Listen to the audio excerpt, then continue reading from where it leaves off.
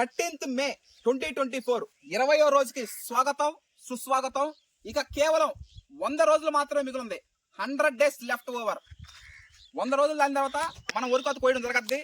వరికోత కోసిన తెల్లారే శశిబనియా జీలగా చల్లడం జరుగుతుంది. సరిగ్గా 6 నెలలు దాలిన తర్వాత మనకిష్టమైనటువంటి RNR 15048 తెలంగాణ సోనా షుగర్లెస్ అనే ప్యాడీ వెరైటీ వేయడం జరుగుతుంది.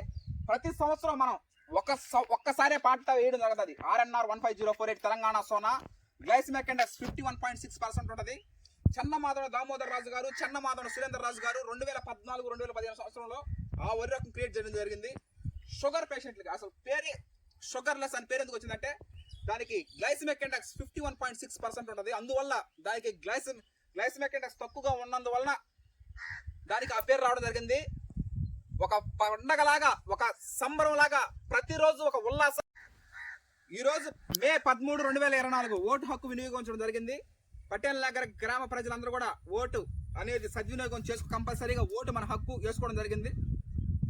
కుటుంబ సభ్యులకి, బంధువులకి, స్నేహితులకి, శ్రేయాభిలాషులకి, ఇండియన్ ఆర్మీ మన భారతదేశ సోల్జర్స్ కి ఎంతో మందికి మనం వచ్చే నెల నుంచి రైస్ పంపించడం జరుగుతుంది. ఎందుకంటే పోయిన సంవత్సరం నవంబర్ 2023 నవంబర్ 15 మన విత్తనాలు చల్లితే మార్చిలో మన వరకు కోసం మార్చి, ఏప్రిల్, మే, జూన్ 4 నెలల వద్ద వచ్చే నెలలో రైస్ ప్యాడీ కన్వర్టింగ్ రైస్ కొంతగాని గంగాధర్ గారు రైస్ ఆడించడం జరగద్దు. మనకి paddy converting into rice based on consumers orders ప్రకారమే మనం ఎప్పుడైనా సరే రైస్ అనేది ఆడిచ్చేది. ఎప్పుడంటే ఆర్డర్స్ వచ్చిన తర్వాతనే ఆడిస్తే అంతవరకు అవి బాగా మక్కతానే ఉంటాయి.